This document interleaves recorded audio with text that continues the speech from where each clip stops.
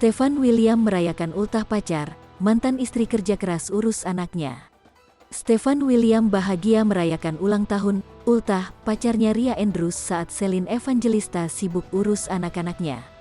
Alhasil momen Stefan William tengah asyik merayakan ultah pacar dikala Celine Evangelista kerja keras mengurus anaknya pun tuai sorotan. Sebab Stefan William dituding sebagai sosok ayah yang lupa dengan anak-anaknya sesudah cerai dari Celine Evangelista.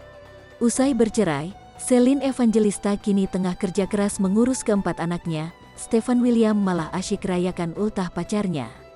Sebelumnya, Celine Evangelista akui Stefan William lepas tangan menafkahi anaknya.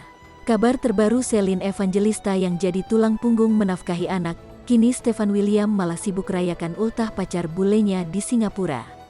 Baru-baru ini, Stefan diketahui mengunggah postingan bersama dengan kekasihnya bernama Ria Andrews.